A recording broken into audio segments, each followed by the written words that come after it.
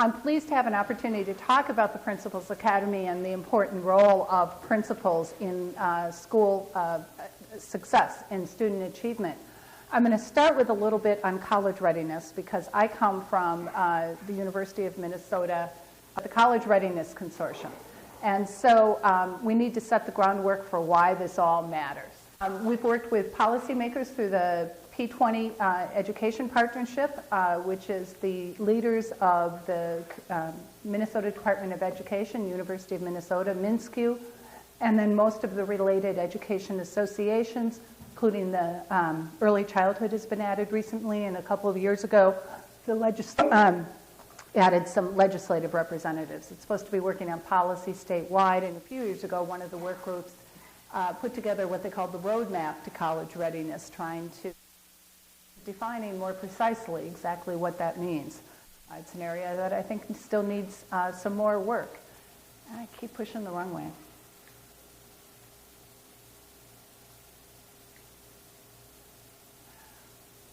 My colleague created some of these slides, and there's a little too much flying in and out for me. The second is the Principals Academy, and we'll get into that more detail.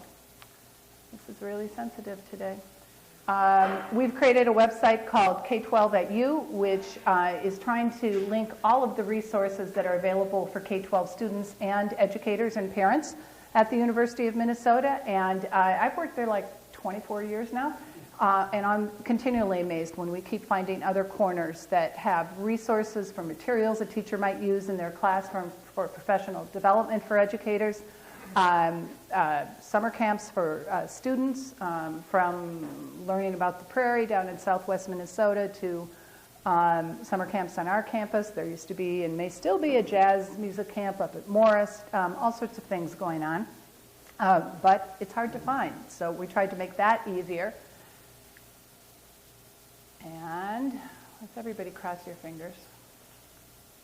Okay, and Ramp Up to Readiness, which is a program that our previous executive director, Ken Pickell, spent most of his 6 years at our consortium developing. And it's a school-wide guidance program for getting all kids in school. We work at middle and high schools, ready for success in college. We focus on success in college because the goal isn't just getting there and getting in, because that's relatively easy to do in the scheme of things. But it's getting that credential, whether it's at a 2-year or a 4-year college or at a technical college where you're getting some kind of certificate or diploma that's other than a 2-year or 4 degree. They are all essential for students in our community. We've been piloting it, and this year we're kicking it off, full implementation in 42 schools statewide, from Babbitt to Clearbrook to Austin and Albert Lee in the south, and of course quite a few schools in the metro area. So we're looking for some great success, we hope, in that. And just based on conversation beforehand, I'll just tell you a little bit about the scope. It's not only about academic readiness, which we all know you need to have a certain amount of knowledge and skills in academic areas for college, but you also need to know about colleges, and of course our first generation families, which is the majority of families in Minnesota. Only about 42% of adult Minnesotans have a 2-year or a 4-year degree. So that means the majority may have been to college for some point, some amount of school, but may not be that familiar with how to get to college. And I've worked at the university, as I already said, 24 years. I've got a couple of degrees, including a graduate degree from there. And I have two daughters who are students in college, and I tell you, getting them through that process was hard. I'm supposed to know a whole lot about it, and I've done it a few times. And it was still complicated to figure out exactly what was the right fit for them. So admissions readiness is the second one. We talked about career readiness. Giving kids a direction is a big step on creating the motivation and understanding of why high school matters and why college matters for them. Then personal and social readiness. And not everybody, even kids who have been successful in high school, sometimes don't develop the skills of persistence and the motivation and the stick-to-itiveness, all of those kinds of things that make somebody a good student. That can be true of really successful students as well, because they may have gotten through it fairly easily, but when faced with a challenge, and college almost always presents a challenge for students, that may be missing. So that's what we're busy with this year.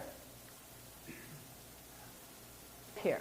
So, as I said, we're going to go into college readiness first, and we need to look at the way the educational system has been.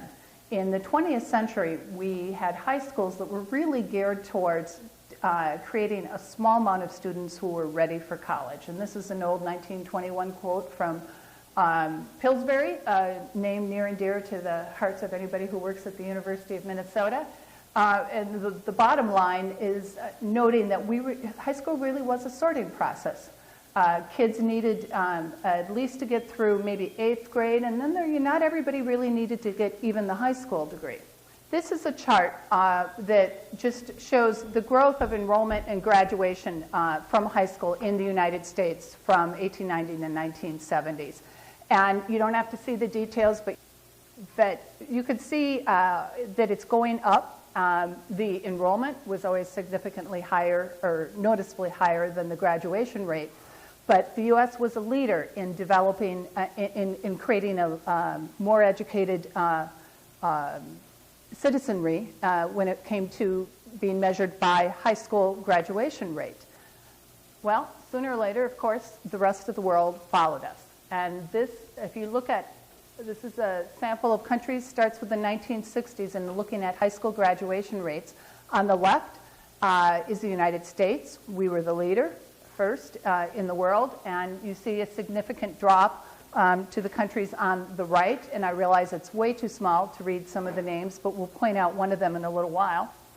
You move to the 1970s, and although the black color isn't that noticeable here, there's a significant increase in most of the countries, a little bit in the U.S.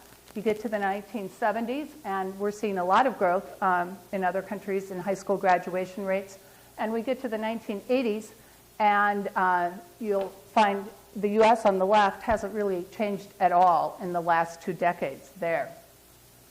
So we went from being first in high school graduation rates to being 13th. And this data is a few years behind, so by now I think we would be farther behind. On the other hand, Korea is the country that is noted on the right, and they went from being 27th to first. So over a time period of around 30 to 40 years, you saw a dramatic change around internationally in the amount of the countries that were graduating high amounts of students, high percentages of students from high school. But we know high school isn't enough anymore. So I'm going to show you a similar kind of set of numbers for college graduation. This jumps us into the 21st century, and it's a list of countries on the left. Each are represented by the bouncing balls, and if I go too far back, I know I'll lose the microphone, but the white bouncing ball that is in the upper right-hand corner is the United States. And that's actually 1995. The scale on this graph is that the higher it goes, up and down, is the cost of education, the cost per student. And the more they go to the right, the more students are obtaining a college degree. So starting in 1995, let's just watch a little of the progress. We're emphasizing there the United States. And then we'll show you a couple of others here. Finland, which makes a lot of education news over the past several years. Small dot, but was just circled there. And I think we have one more. No, we're just going to 2000. If you watch in the United States, it'll be very easy because you will not see much movement. There's the United Kingdom in 2000. And Australia. And Finland. Now, Finland has moved substantially to the right already in that 5 years. 2001, if you watch the shifts, 2002, 2003, 4, and 5,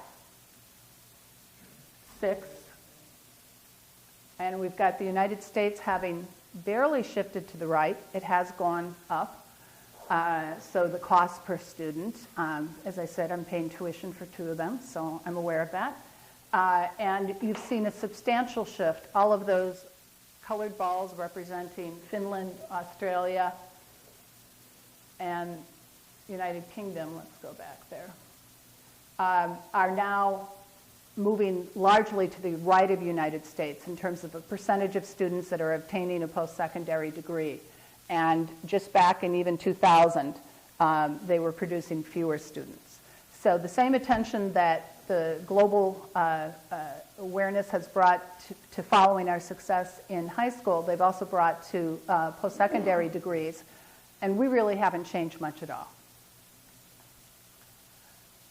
Why does it matter? I know you've heard this in a number of other presentations. Because of the increase in jobs that are going to require some form of post-secondary education. Now, this is from the Georgetown study that gets a lot of support. Minnesota is the third from the top there. The darker line says that 70% of the jobs of the future are going to require some form of education. I'll tell you there's some questions about the methodology there. In post-secondary education, the federal government has kept, and higher ed has kept great data on, we know who graduates from high school, we know the numbers that graduate and get a credential or get a degree from universities. The rest gets all mixed together in a category that is called some higher education. So if you take one class, or if you get all the credits but it doesn't add up to a degree, that's all some education. It's a very imprecise category. There's also here a little bit of mixing of who has a credential now as opposed to what's really required for the degree. But the clear shift of all the evidence we're getting is that it will require more and more. More jobs will require post-secondary education. And here's just a couple other pieces from the same study. Those are table showing 2008 and then 2018. The jobs that are available at different levels of education, and the far left, the smallest column, is high school. It changes really not a whit between 2008 and 18, and it's a very small number. Excuse me, that's high school dropouts. Then you get high school graduates as the middle column. It also changes very little between 2008 and 2018, but we are seeing significant growth in those that are requiring some form of post-secondary education. We know, I think we know, but it is generally true that those who obtain higher levels of education make more money. That's in part what this table shows, the right-hand greenish columns, and the other thing, the color is a little bit funky in this, so it may be harder to read. But on the right, when you go up from less than a high school diploma to a doctoral degree on top, the more you move to the right, the more the color goes to the right, the higher the average salary would be. But what's even more important over the last, as we've experienced with the recession over the last few years, the unemployment is consistently, is significantly greater the less education you have. This data is 2009, so it's early in the recession. The data from the year or two before was exactly the same pattern. For doctoral and professional degrees, it was 1.5 instead of 2.5% were unemployed. So everybody felt it, but you clearly felt a lot more, and even in good times, a lot more at the lower income levels. This comes out of a Brookings study, and it's looking how do you get, what are the factors that help somebody get out of a poverty level? And the chart is showing by quintiles. If you go from left to right, the left column are people in the lowest 20% of income levels. That goes to the right where it's the top 20%. And then as you go up the column, it looks at their adult children and their income level. And so in the far left column, you have children who were born into families in the lowest quintile, the lowest 20%, and it and it shows that about 45% of those students are going to end up in the lowest quintile. Now, some of them break out of that poverty cycle. I think it has 5% will end up in the top quintile.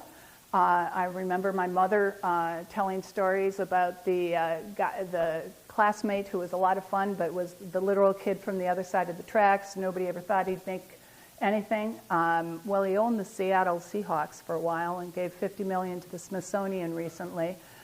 He made it into the top 5%, but there aren't many.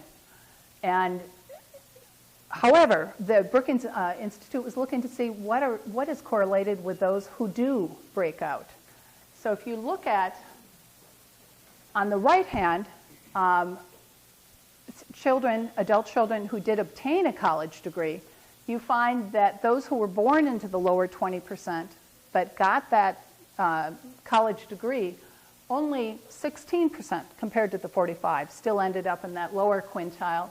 And you had 19 in that top, 27 in the next 20%, and 21 in that middle. So you see a dramatic ability to change your income level and all of the lifestyle that comes with that, health and et cetera, by obtaining a college degree. That was the factor that they found was critical.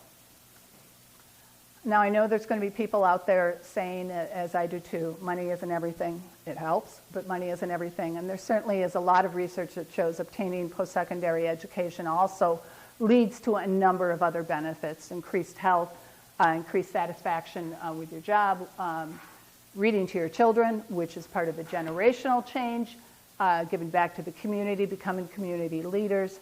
And then some of the last items there, the personal social benefits on the job. Not only do they find they have more interesting jobs, but they're more of the lifelong learners we talk about. That's critical because we believe in the future our students are going to be jobs we don't even know exist now. They're going to be changing jobs, not just employers, but they're going to be changing jobs. And they need to be ready for whatever comes next, not just what they think they're going to do at age 20 or 21. Since this is an achievement gap group, the one thing I'm going to talk about is in relation to college readiness. One of the measures we have is the ACT test. In 2012, last spring, the multiple offerings, about 74% of the Minnesota seniors took the ACT test, and they recently released the results of how many scored at a level that they consider college ready. ACT, which has an amazing data bank, measures that as 50% likely to get a B in a college course on that subject, or 75% likely to get a C. And this is showing that, and they have 4 testing areas of that 74% who took the ACT.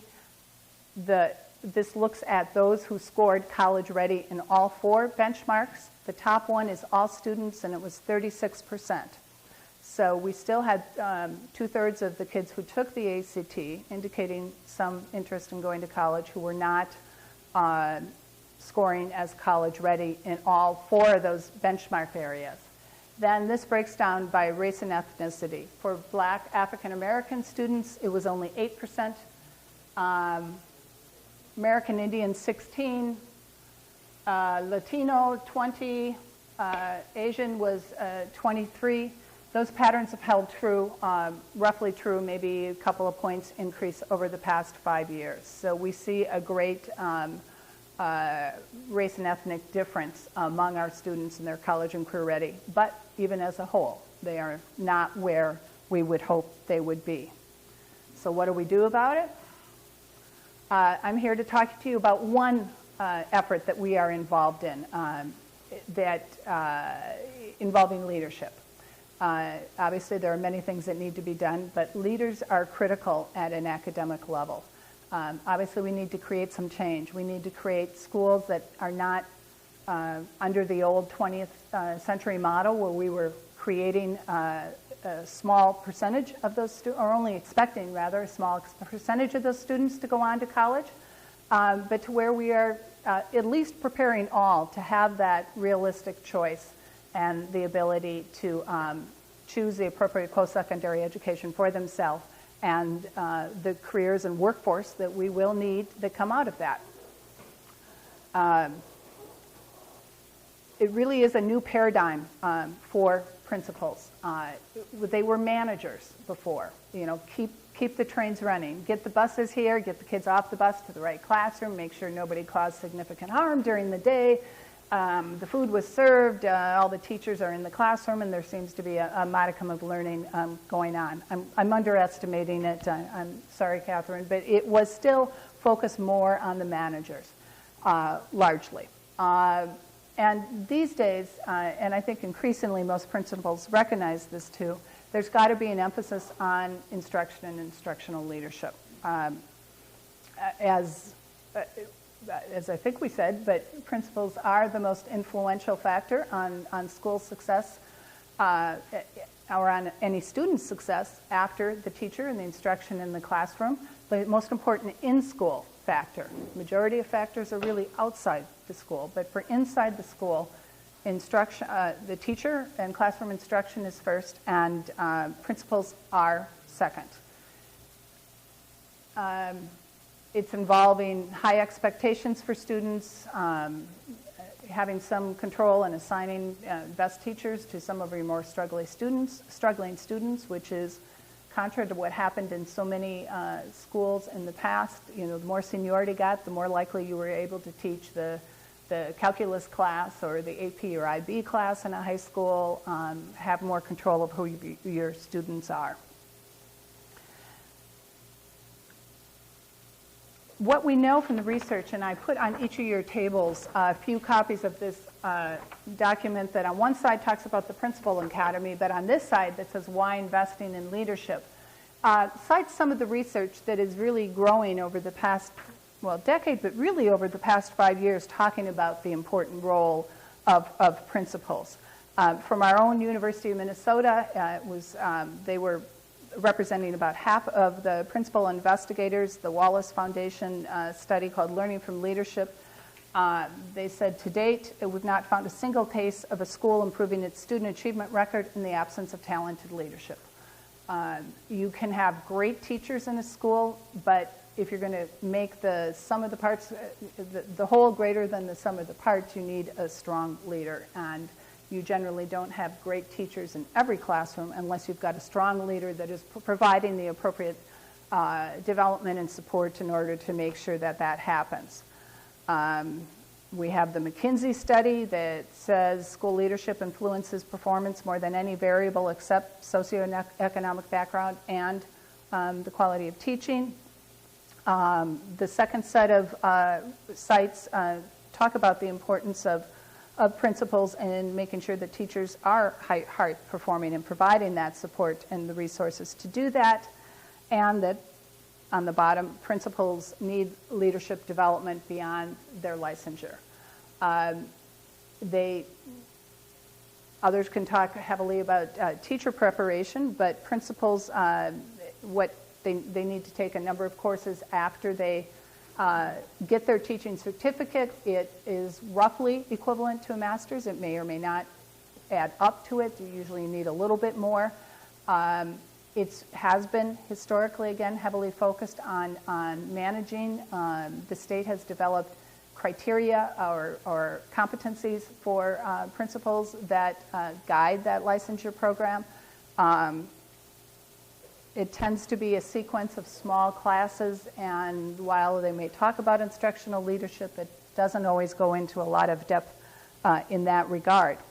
So some years ago, this is just a little more detail from Karen C. Shore, University of Minnesota professor, who was one of the principal investigators in the first study I mentioned from the Wallace Foundation.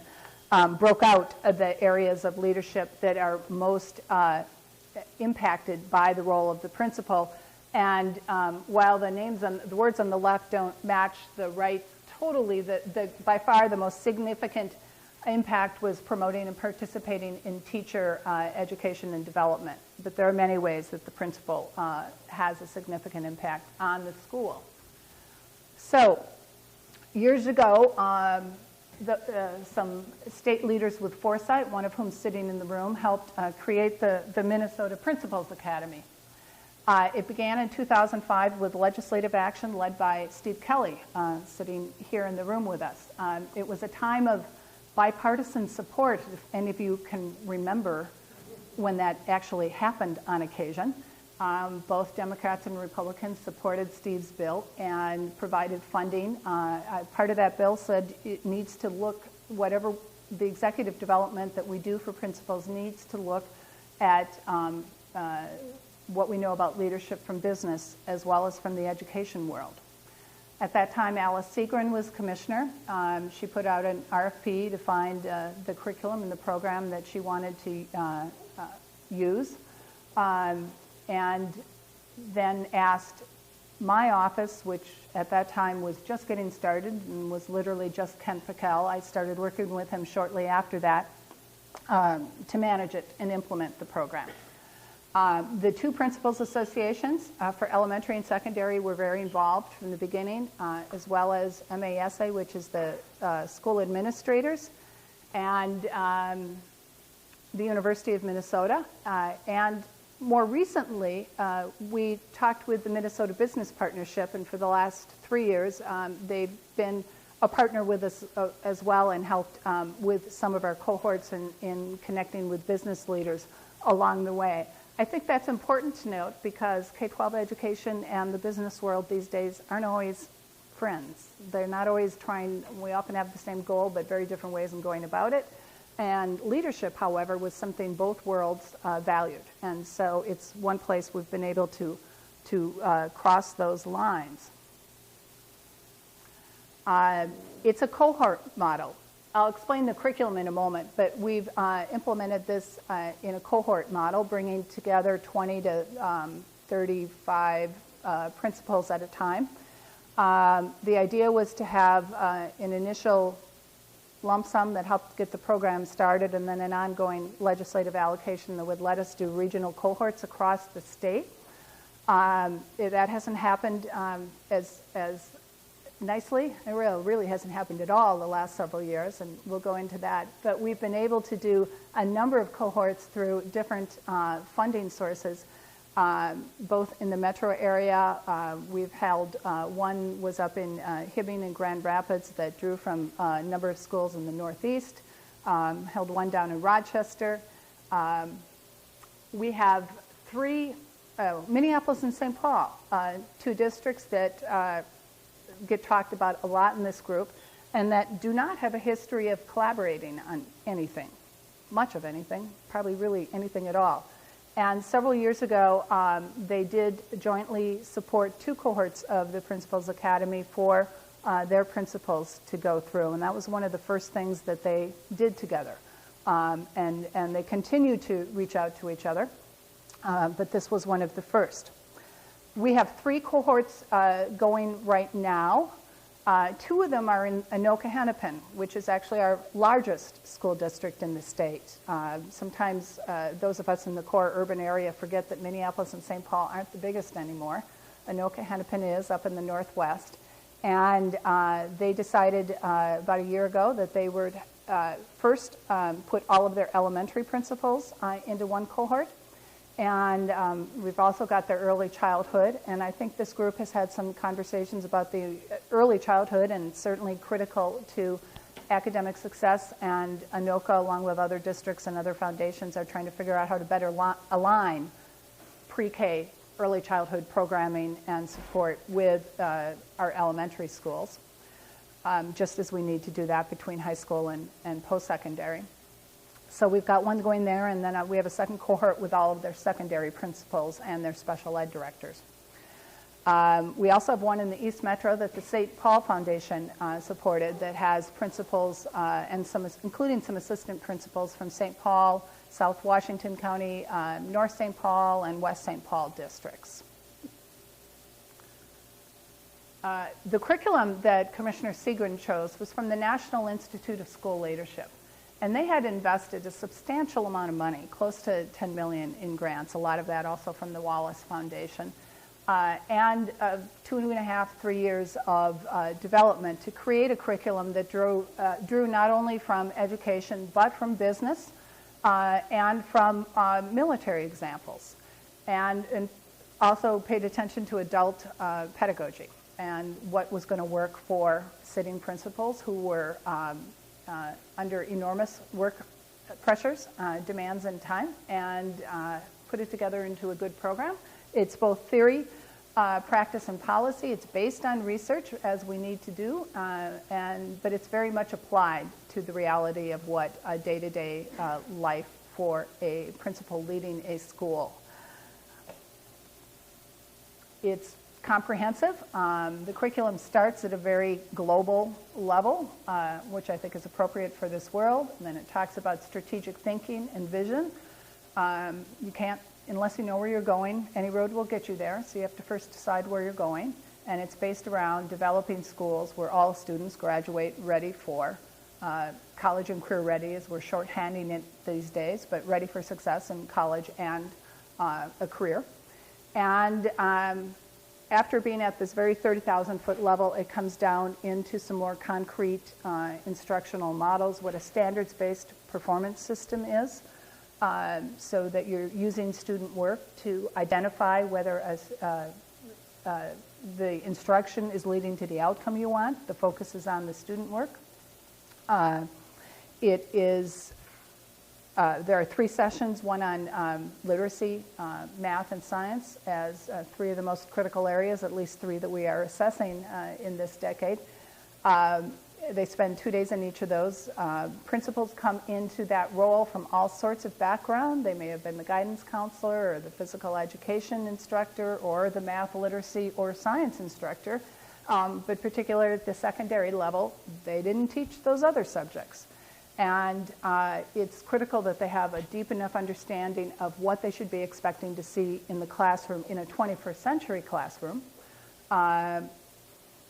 so that they are skilled and able to work with instructors to get the kind of, work with their teachers to get the kind of instruction that's needed.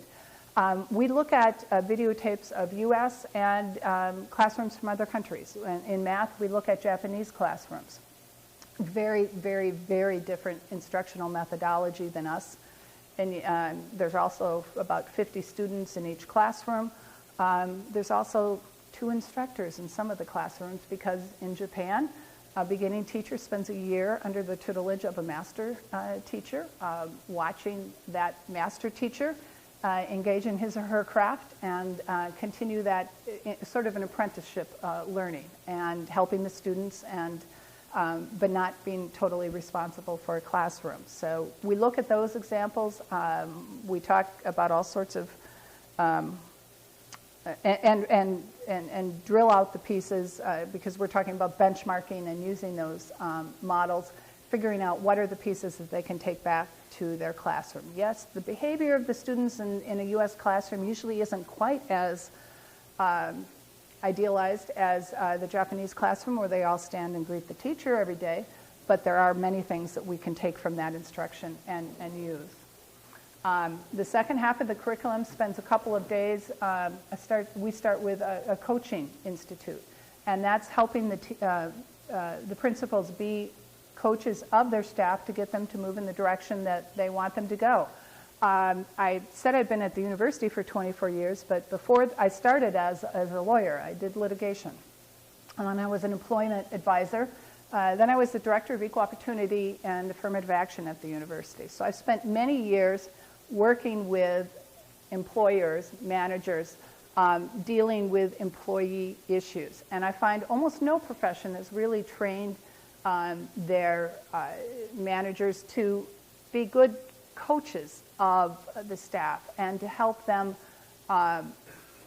reflect on their own work and identify where the issues are and get better. Where I've helped individual managers do that, and we have generally found out that if they're aggressive about it and work hard as a coach, that employee hopefully and often does become the employee they want, gets better, or they say, this isn't for me.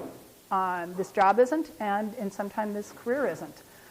Yesterday I was in St. Cloud, ran into somebody who knew a principal in my school district and said, oh, he was so wonderful, and she was going down the list of things that he'd done, and she added, and he even counseled 2 teachers out of the profession that shouldn't be there. And she had been another teacher, and she said, we really appreciated that because he didn't just go off and fire them. He clear that he'd worked with the teachers, but for those of us who were still there, we found that reinforced their skills and was something that they found valuable in that principle. But it doesn't come naturally to all of us. You have to be trained on it.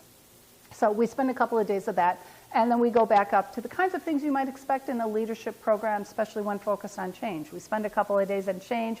We spend a couple of days on ethical leadership, which is really how do you create a just, fair, and caring environment for students and staff in that school. It's not the ethics of, what's the right and wrong behavior regarding students that they're supposed to have. This is about creating a just, fair, and caring climate. And talk about instructional leadership, and there are simulations. NISL has created 2 simulations, one in the middle, one at the end, that are hypothetical schools. There's a lot of detail on the academic performance of the students, the teachers that are there, descriptions of the imaginary teachers, talking about parents, the district pressures, everything that's going on. The participants read that, and then they come to the simulation, and the first question is basically, it's August, you're the new principal, go. And there's a series of questions that change depending on their answers and bring together all of the ideas and concepts that we've been discussing through this in a real-life example. And a number of times principals have told me, that was my school, that it was felt very real to them.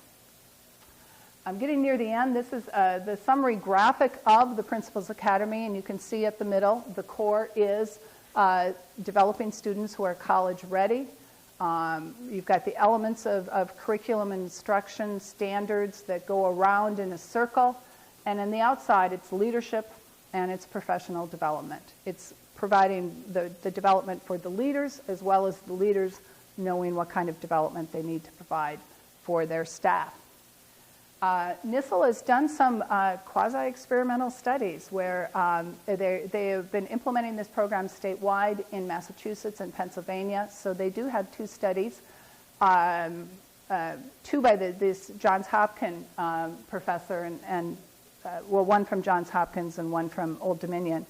And then there's a second study or evaluation more that I'll show you in a moment.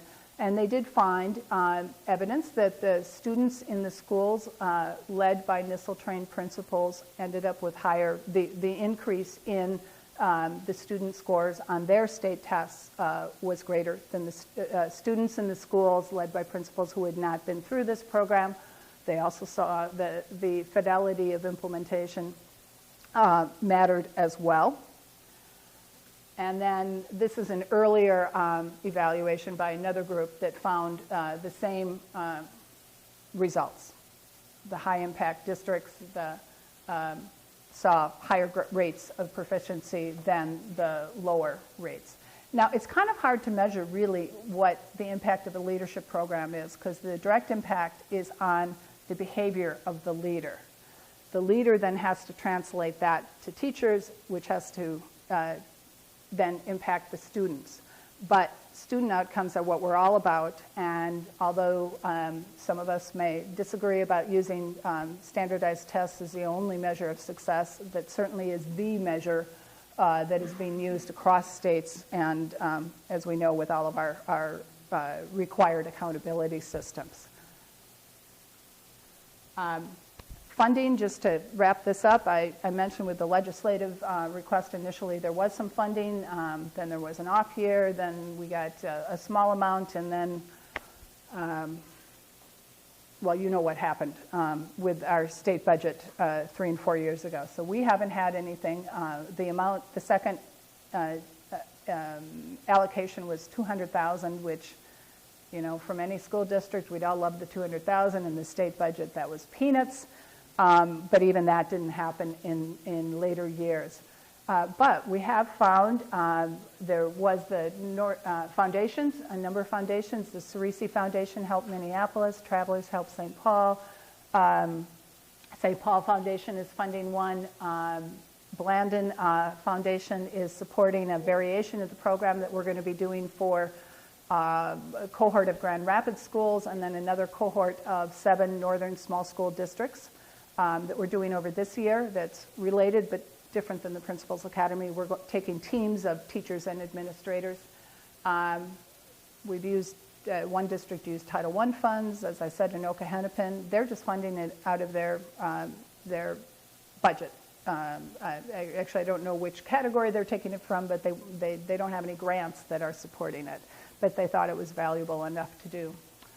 And the last piece is moving forward. Sometimes people say, you know, what is, or I didn't mention, the College Readiness Consortium, often because we're related to education, there's an assumption we're in the College of Education within the University of Minnesota, and we aren't. We're in kind of a large amorphous unit called System Administration, but basically we're in central administration. We're not in a college. Because we work with faculty and staff and issues that really cross-cut all of our colleges. We have, most of our colleges work with K-12 one way or another, many of them working with educators. And so that's why we're centrally located. The College of Education, one of its departments is Organizational Leadership, Policy, and Development. That's where the licensure programs are. And for principals and superintendents and special ed, all of the special licensure beyond basic teacher preparation. And the good news is they are very interested now in developing a program for sitting principals. That's not an arena they have ever entered into before.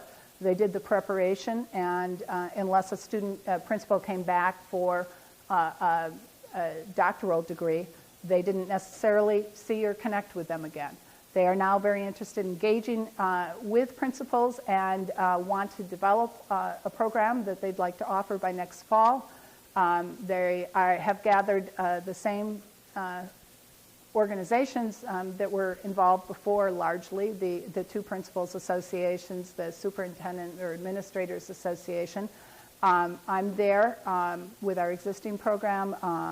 We have an interesting center over in the Humphrey Institute, the Center for Integrative Leadership, and that director is there.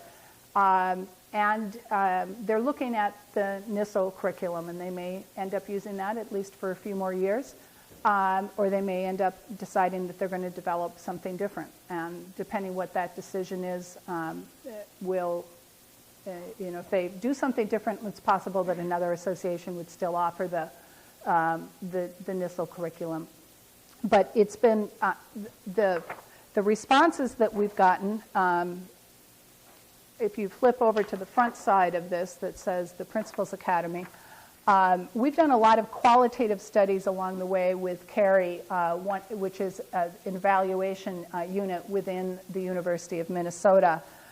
We've not had the resources to do that kind of student outcome data analysis that Massachusetts and Pennsylvania have done.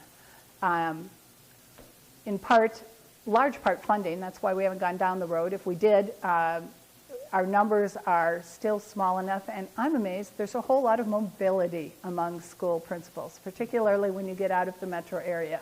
Some of them dance between schools frequently, which is a challenge for those schools. Another thing that we know is having a leader that sticks around for a few years makes a difference, like 5 or 6 years. But we've had some qualitative evaluations, and in one of those, 81% of our participants said the Principals Academy was excellent compared to other leadership development programs. But I think the most critical side is that all of them said it changed their professional practice. What we generally have until now for school leaders, you have to get a certain amount of CEU credits, and so they go off and do, you know, a day here and a half a day there, and sooner or later it all adds up to the right number of credits, but there's no real connection between them. Because this program is as extensive as it is, it takes 26 days. We've spread it over a minimum of a year to a year and a half or slightly more. no more than 2 days a month, usually every other month out of the building. And because it's coherent and aligned, and we're asking continually, what did you do about what you learned last time? It has a much higher likelihood of impacting the way they run the schools. And that's what they're reporting. And we believe to be true. We'd love to have the funding to really do a detailed analysis at some point. So with that, I'd love to answer any questions that you have.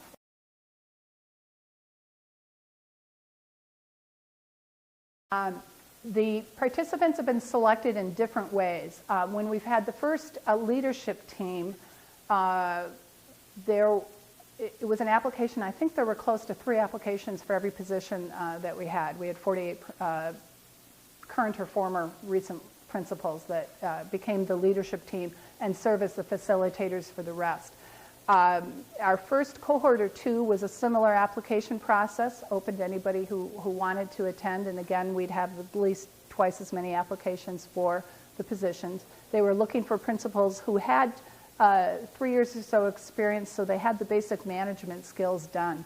They weren't,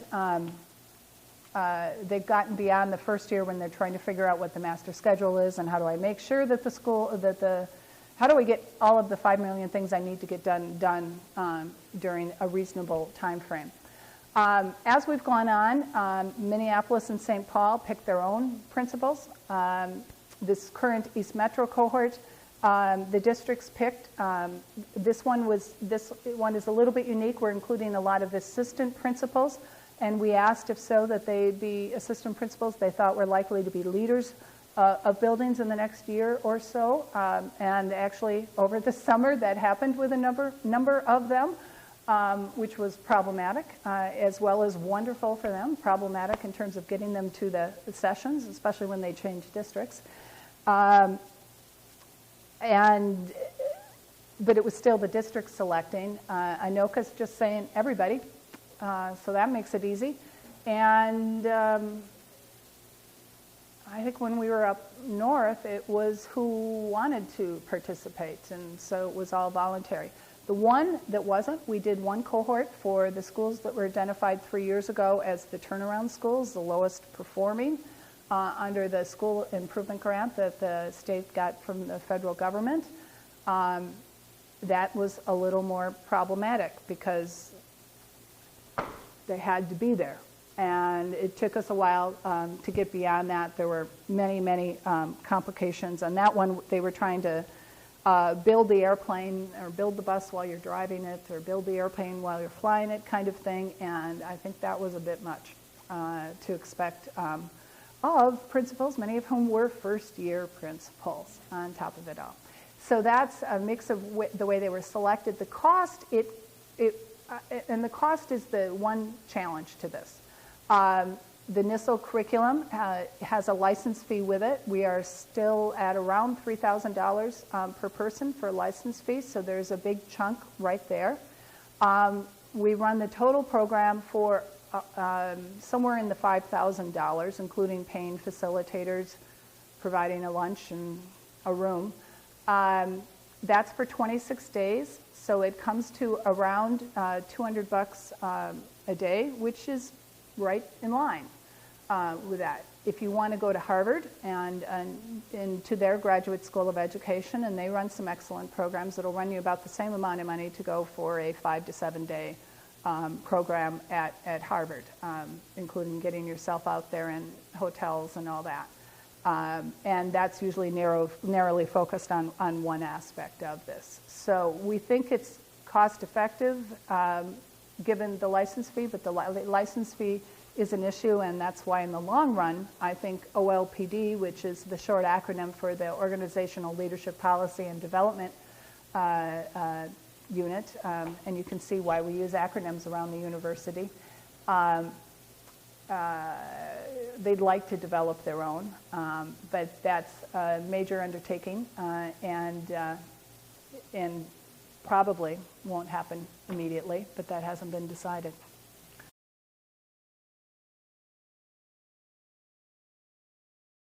The evaluation models that are being developed are extremely detailed and are very much focused on formal observations.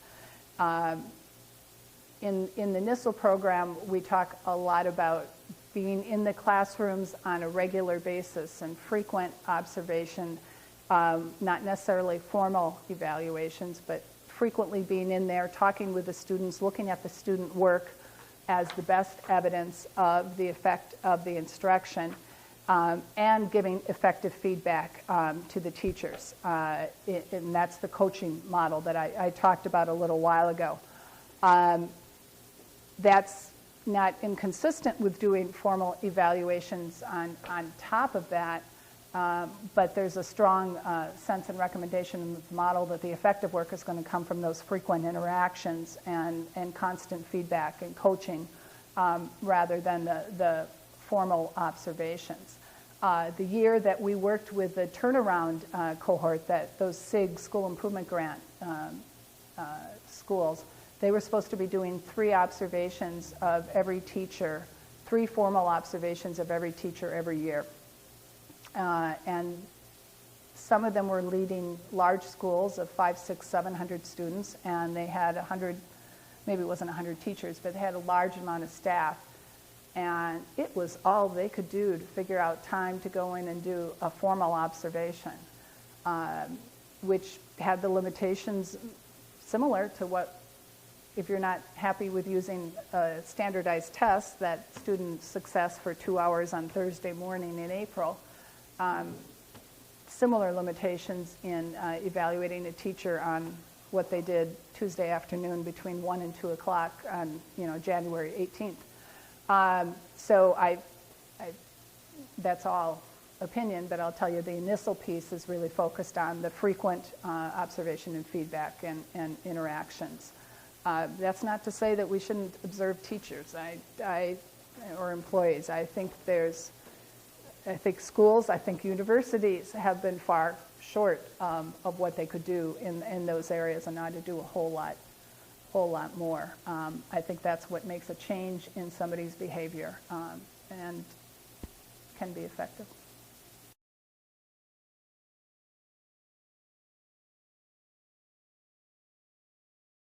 I think the coaching addresses that by getting, again, often getting the individual to reflect on what they did, not necessarily to say, I'm weak, but they might.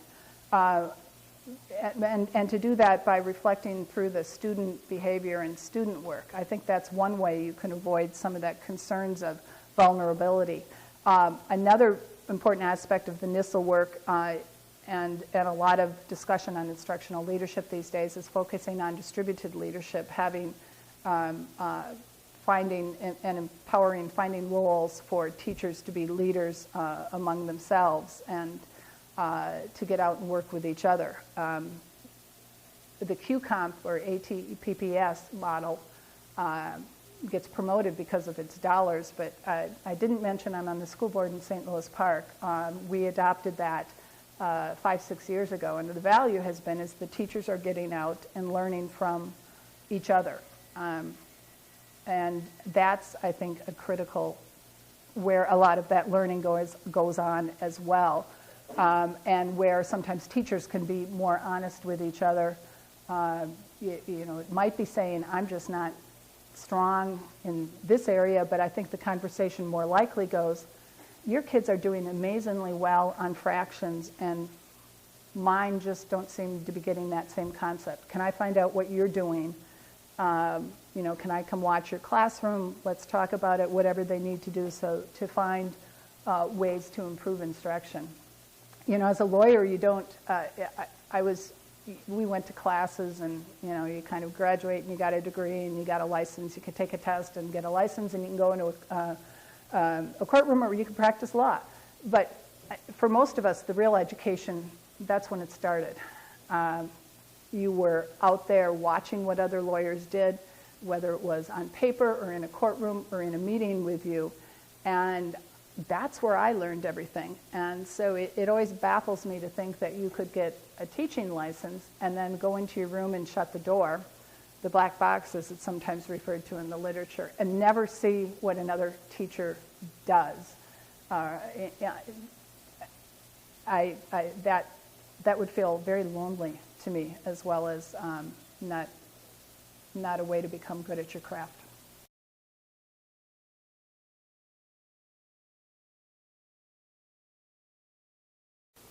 You know, we talk a lot about that, and yet I think that's an area that still could be strengthened in this curriculum. And it's something that many principals ask for.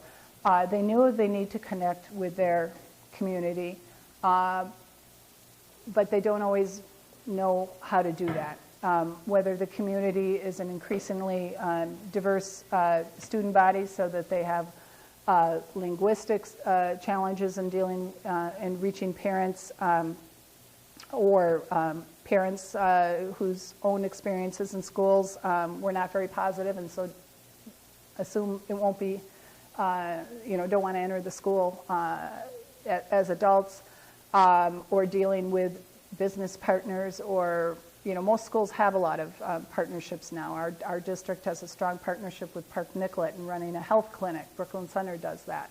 There's all sorts of community connections now. And I think that's an area that we could beef up. Our curriculum emphasizes that's also critical, and you need to be connecting with parents and finding ways to meet with them on their terms, and it's not just the old PTO where everybody comes in to run the art fair in January, and then there's the festival in May and the book sale in September. There have to be many other ways, but exactly how to do that, I don't know. There are some people who are praising, and it was a good reminder because it's been a few years since I looked at the work of Joyce Epstein, who has some good models, I think, for working with school, family, and community partnerships. And I'd like to figure out how to use that model perhaps, but build that more into this curriculum and into our work.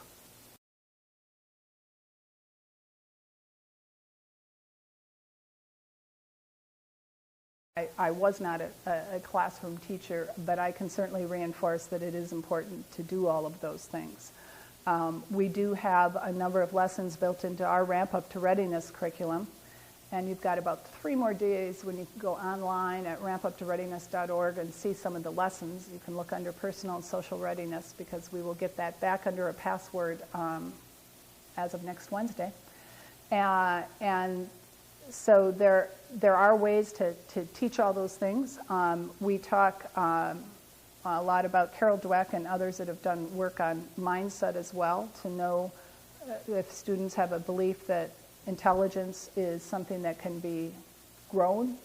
The brain is like a muscle and needs to be exercised, and I guess our other phrase is smart isn't what you are, smart is what you work to become.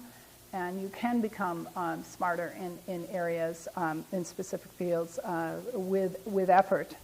Kids who believe that go farther and do better. So those are important traits. There are professionals who know how to do that, and we need to work that into our schools and our curriculum.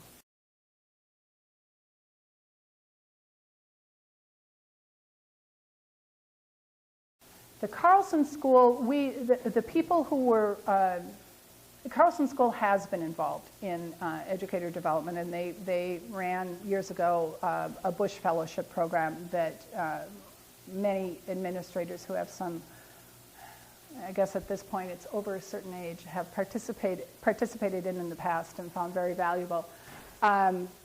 We keep checking in with them. There's not anybody there who's particularly active in this field. The Center for Integrative Leadership is both a Humphrey and Carlson project. I think I identified them as Humphrey, but they work with both colleges, and that's why we have them involved. I don't know everything that the College of Education is involved in. Again, the group that is looking at what they will do for executive development for principals has included Laura Bloomberg from the Center for Integrative Leadership, which has the Carlson connection. But I don't know if in other activities they are including Carlson. In general at the university there is more and more effort to do cross-disciplinary work. Steve's work in Humphrey, but with science and technology is an example of that. But it doesn't always happen as much as it should everywhere.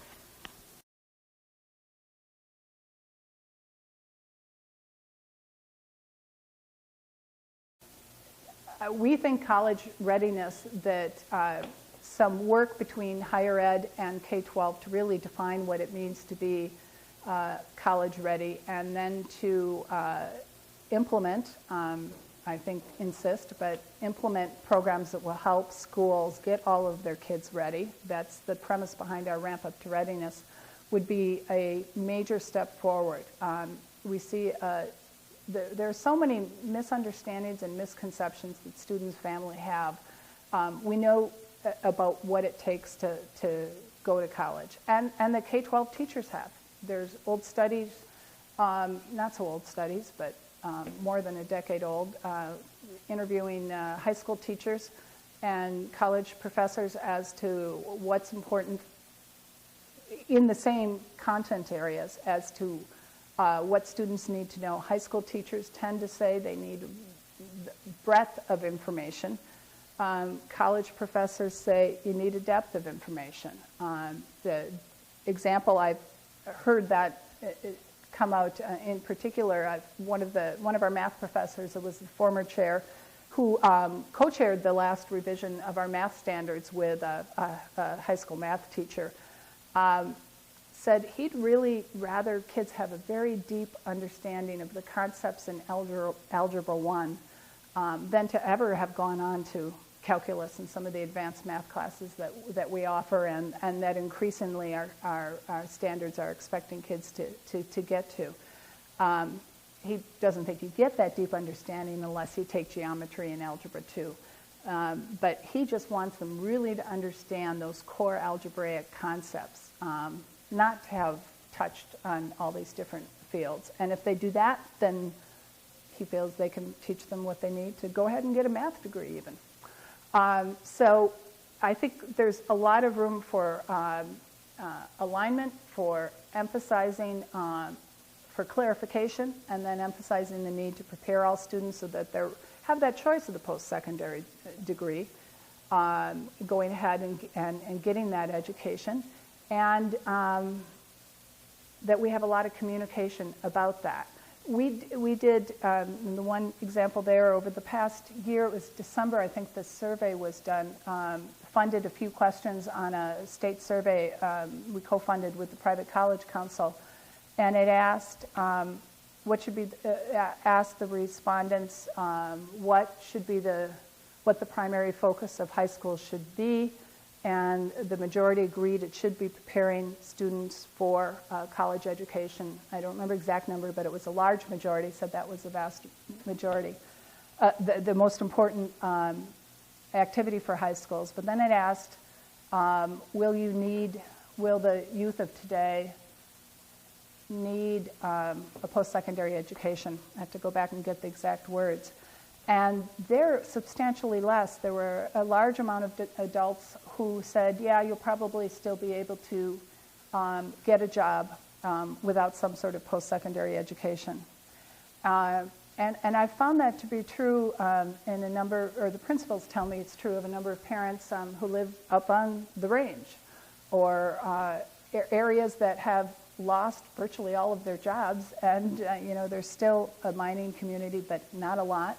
And the requirements to get into those jobs. Welding programs were popular at and are popular at the Mesabi Technical College, but the staff there said they increasingly they can't convince the high school kids they'd actually need more math in order to do the welding that's required to get the few welding jobs that might be available in the mines. The principal at Cloquet Middle School is one of our trainers for the Principals Academy. He says for the paper mill that's in the lifeblood of that town, you can't push a broom without a 2-year degree, and you take a writing test. Now, I haven't gone to verify that, but he says he has the HR people from the paper mill come to his school every year because they emphasize that you're not going to just come and get the job at the paper mill like your dad did. You need to to get that advanced degree, because that's our entry level. If you listen to Tom Friedman, all of what used to be the plus before is entry level now for getting jobs, most any job. The last example just zipped from my head at that time. But I think that the college readiness piece is really would be a critical step forward, that we would create some coherence and alignment between K-12 and higher ed. We know kids want to go. Every study that's out there has between 75 and 95% of middle and high school kids wanting to go. They just don't know how to get there. And that's the information we need to get to them and to their parents, to say, who also often want them to go but have no idea how to help them get there, so that they have those choices. So we aren't predetermining a young person's future by not preparing them for their future career and their future life, by giving that option of going to some form of post-secondary education. With that, thank you very much. I'd be happy to answer any questions up here.